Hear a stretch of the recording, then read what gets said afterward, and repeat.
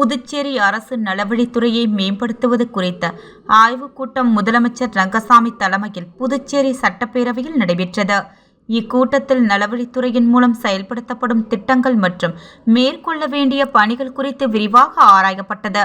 அப்போது முதலமைச்சர் ரங்கசாமி நலவழித்துறையில் காலியாக உள்ள அனைத்து பணியிடங்களையும் உடனே நிரப்ப நடவடிக்கை எடுக்குமாறு உத்தரவிட்டார். அதனைத் தொடர்ந்து அனைத்து அரசு மருத்துவமனைகள், ஆரம்ப சுகாதார நிலையங்களில் இருப்பில் உள்ள உயிர்காக்கும் மருந்துகளின் விவரங்களை கேட்டறிந்த அவர், நோயாளிகளுக்கு வேண்டிய மருந்துகள், அது விலை உயர்ந்த மருந்துகளாக இருந்தாலும் அனைத்து மருந்துகளும் அரசு மருத்துவமனையிலேயே கொடுக்க வேண்டும், வெளியில் சென்று மருந்துகளை வாங்க பரிந்துரைக்க கூடாது என்று அறிவுறுத்தினார். மேலும் அரசு மருத்துவமனைகள் வாங்கப்பட்டுள்ள மருத்துவ கருவிகள் அனைத்தும் முறையாக பராமரிக்கப்பட்டு செயல்பாட்டில் உள்ளதை உறுதிப்படுத்த வேண்டும் என்றும் நலவழித்துறை அதிகாரிகளுக்கு உத்தரவிட்டார்.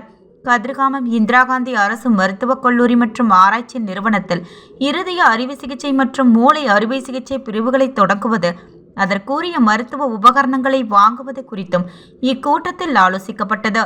மேலும் அங்கு டயாலிசிஸுடன் கூடிய சிறுநீரக பிரிவு மற்றும் இருதய நோய் சிகிச்சைக்கான கேத்லாப் ஆகியவைகளை தொடக்கி செயல்பாட்டிற்கு கொண்டு வர வேண்டும் என்றும் முதலமைச்சர் மருத்துவ அதிகாரியிடம் கூறினார்.